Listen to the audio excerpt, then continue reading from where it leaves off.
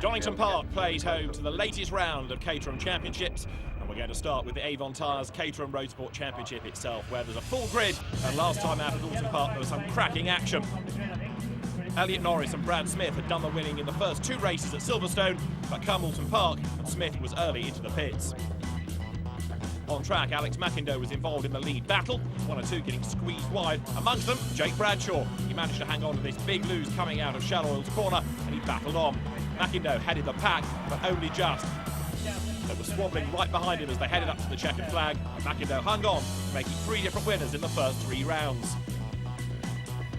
He was involved in all the battles in race two. Others, though, had their own dramas, cars disappearing left and right around Cheshire. Amongst them, there was Adrian Barwick, who had this moment coming through Lodge Corner and took Mark Steer with him. Elliot Norris, having won the first round at Silverstone, won the second race at Alton Park. The year's first double winner, McIndoe chased him home second and Rob Smith third. It means that Elliot Norris now leads the championship with Rob Smith second and Robert Chappell third, Brad Smith fourth, and then joined fifth Alex McIndoe and Paul Thacker.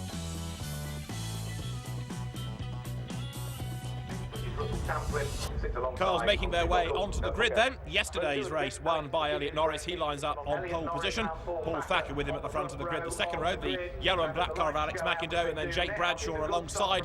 Light to go out, the cars accelerate away, then down towards Redgate Corner for the first time. And a good start made by Elliot Norris. He leads the pack then as they jockey for position down towards the first right-hander. Is he going to be able to hang on to that race lead? Yes, he is, but only just. He's being attacked left and right as the cars work their way through Redgate for the first time, and now go down through the Craner curve. So race leader is Elliot Norris, and then in second spot, let's see who slots in behind him. I think it's going to be Paul Thacker as they wriggle their way down through the Craner curves for the first time. Jake Bradshaw trying to get involved in this gaggle as well. One car getting squeezed up onto the grass there. Brad Smith it was, the man that won at Silverstone in the second round of the championship. So everybody pouring their way for the first time out of the old hairpin, including 77 Adrian Barwick in the red car, going a little bit wide. We saw him having his dramas at Alton Park last time out. So, race lead battle, making its way up towards McLean's for the first time. Three for the lead, and just at the moment, heading that gaggle of cars, looks like being Elliot Norris, but he's under massive pressure. Somebody else going really wide there. Look, you can see it's Mark Lewis, but he gets away with it, powering his way for the first time up towards the double apex right at Coppice, and then the cars accelerate down towards the S's. You're on board with Jake Bradshaw. He's about to lose a place. I think Alex McIndoe to the right of him. Alex, remember, has had a race win this year at Alton Park. In fact, he's under pressure both sides because Brad Smith comes back at him on the inside line there down towards the Fogarty S's. Brad Smith goes third, and Jake Bradshaw loses only one spot, but it could have been a whole lot worse for him. Avoiding that cement dust put down to soak up oil spilt in earlier races. On board with Bradshaw then now coming down towards the right-hander at the Melbourne hairpin, as up front Elliot Norris leads the way. As ever, the great thing about Caterham's, of course, is they can overtake so readily. There's no aero on the car, so they're not going to be affected by that. And they can just slipstream, and on a circuit like Donington, dive out and overtake. And the left-hander at Goddard's is one such opportunity. You're on board with Frank Caldwell, looking to try to gain ground. He's having a good look in his mirrors as well to see what's going on behind him. Sets up the car, looks across, loses out though there because up the inside goes Adrian Barwick, and this is a replay of Frank Caldwell's start. Lights go out, he accelerates away, having started on the outside of the seventh row of the grid, and quickly gains places on the run down towards Redgate. Moves across, grabs the inside line, and keeps on coming. Picks off a fair few cars diving into the first corner. So a good start by Frank Caldwell, powering his way now then onto the top of the Craner curves. Jake Bradshaw, meantime, still busy in the race. He's up alongside Brad Smith. Bit of debris in the road there. Look as the cars accelerate once again down towards the S's. Smith has the inside line for Fogarty's now. He should be able to hang on to that third spot. Let's see. Brakes as late as he dares, but so does Bradshaw. Trying to get up on the outside of him. He can't gain the place, but looking very skittish over the curbs was Brad Smith. Has that just delayed his exit? Let's see. They're on the Grand Prix loop now, going down towards the Melbourne hairpin. Smith moves across and defends. Jake Bradshaw brakes nice and early, hoping that the car ahead of him is going to run out wide, but it doesn't. He loses out. In fact, Bradshaw getting involved in a tangle, and off he goes into the barriers. And that, I don't think, was entirely Jake's fault. He was taken off there. It was Rob Chappell that dived up on the inside. The two of them locked together, and Jake Bradshaw goes off the road. He was busy attacking. He left the door open. Robert Chappell made a move. It didn't pay off. Net result, both of them into the tyres. Let's have a look at it again. Up the inside comes Chappell. Jake Bradshaw tries to move across. There's contact between the two. Bang, into the barriers. Jake Bradshaw, very frustrated about that. Looks across, waves his arm to say, "What were you doing?" Then he beats the steering wheel. And by the way, the pair of them going no further. Quite a lot of damage done to the front of Jake Bradshaw's car. That's him out of the race, therefore. Difficult to see whose fault it really was. Let's have another look. Chappell goes up the inside. It looks like there's room for them both to get round. Jake Bradshaw trying to get the line for the corner. Chappell, what, 3/4 of the way up alongside him. They interlock wheels. This is how Bradshaw saw it. You're on board with him. He turns into the corner. There's Chappell, who's virtually alongside. They interlock wheels, make contact. Chappell can't turn out of it, and that in turn helps to steer Bradshaw off into the barrier. So 2 gone, but the race lead battle continues. There you can see Alex McIndoe trying to fend off their car 66 to Paul Thacker, who was on the front row of the grid. Made a fairly steady start. He's now coming back, and there's a problem there. Look, limping up the hill. Elliot Norris, the man that was leading, has got a drama. He's slowed right down and he's limping towards Goddard. So, all of a sudden, Paul Thacker, with people having dramas around him, inherits the race lead. Alex McIndoe right up behind him, and then Brad Smith third as they accelerate their way down towards Redgate. McIndoe for the lead on the inside. He goes through. Gets the toe, gets the gap, gets the race lead. Alex McIndoe then leads the pack as they drop downhill once again through the Crater curves. But now you can see Paul Thacker coming back at him. McIndoe trying to break away, but behind him, Brad Smith looking for a way past the white car of Thacker. McIndoe down now towards the right-hander of the old hairpin. He's not getting away. It's so hard in Caterham racing to make a break. And the cars behind just sitting your airflow and get towed along. This is the beauty of motor racing without wings. Up they come towards McLean's corner once again. 3 for the race lead. Alex McIndoe up front to the inside, tries to go Thacker, but there's no gap. He rides the curb trying to make a gap, and Brad Smith there in 3rd place, waiting to see what develops ahead of him as the cars now work their way up towards the double apex right at Coppice. A little bit wide goes McIndoe, and to the inside goes Brad Smith, the man from Sutton Coldfield, the city's home circuit. Started racing last year in the Caterham Academy. He runs 3rd at the moment, and can he gain ground as they drop down now towards Fogarty's? He looks for the inside. Paul Thacker steers ahead of him. Thacker goes for the race lead, gets ahead, locks up. Is he going to make the corner? Yes, he is, amazingly enough.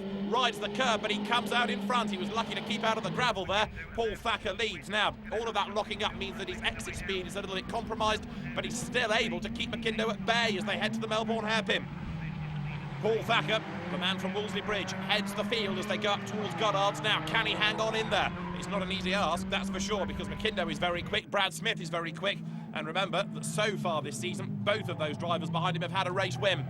Out of Goddard's they come, the white and black car of Paul Thacker then, who spent many, many years racing motocross and supermoto, trials and endurance, road racing on bikes, but nothing on 4 wheels, up until last year when he came into the Caterham Academy. But if you can win on bikes, you can win in Caterham, because the quality of racing is pretty similar. The 3 leaders go through as one, and then diving up on the inside is Elliot Norris, making up for lost time now, trying to get back onto that leading gaggle of cars, coming under pressure from Achille Corbolati, the Italian driver who went really well at Alton Park earlier on in the season. Took a 3rd place there. He also took a 2nd at Silverstone, to be fair to him. He should therefore be up with that leading group, as there, looks to the inside goes Alex McIndoe. He takes the lead, scrabbles his way past, and Paul Thacker had to back out of that as he saw the yellow and black car come through on the inside. Now, has that compromised him? It has, because the 2nd place change has happened now. Up and past him has gone the car of Brad Smith, so Paul Thacker led into the old hairpin. He comes out 3rd. Cars go towards Coppice. Big sideways moment there. Look for number 99. Paul Hawthorne catches the slide and carries on. He was 10th on the grid. He's made quite a few places up since the start of the race as Alex McIndoe leads the way now. They're coming towards the end of the race as they head down towards the left-right flick at the Fogarty S's.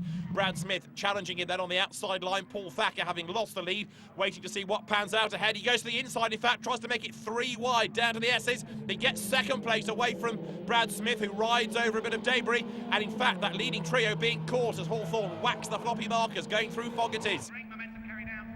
It's now 4 for the race lead as they dive down to the Melbourne hairpin. McIndoe leads, 2nd is Thacker. Up into 3rd place, look on the inside goes Elliot Norris, and Brad Smith is the one that's lost out. He ends up down in 4th place.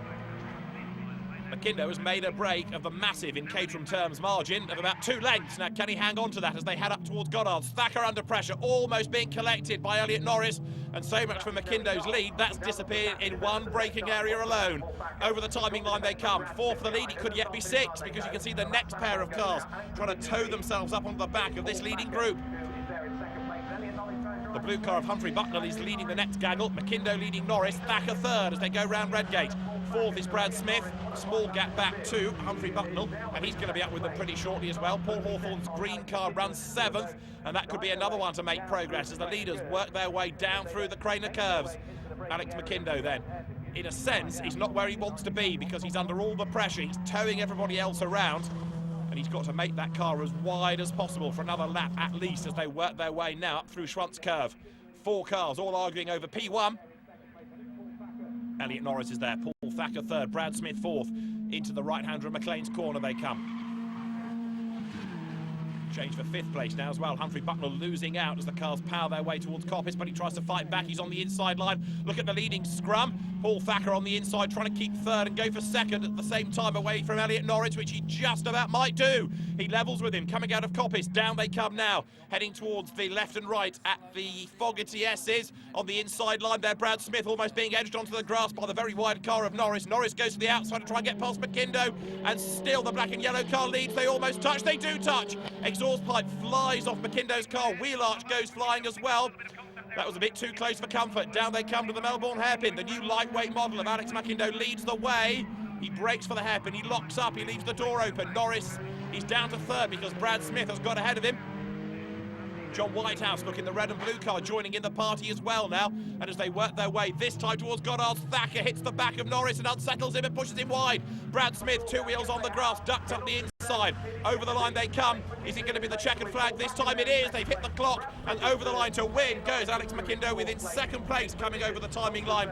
Paul Thacker. Next up is Brad Smith. Now, Paul Thacker given a 10-second penalty for driving in a manner not compatible with general safety for nerfing Norris at the last corner. That drops Thacker to 9th. You can see the new look top 6. McIndoe the winner from Smith and Norris 1st, 2nd and 3rd. Every single corner on the last lap, I think the lead was either fought for or changed. I don't think I was in the lead for the whole of the last lap. I was losing wings. People were nudging me. I think any one of 4 people could have won that race. Coming up to the last corner, I was just the lucky one who pulled it off. Leaving Donington, Elliot Norris is the man who leads the championship, but tied for 2nd now, Alex McIndoe and Brad Smith. 4th is Paul Thacker, Rob Smith 5th, and Robert Chappell, despite ending up in the tyre barrier, is currently in 6th spot. 3 more categories to come from Donington. The R300s, the Super Sports and Track Sports are next.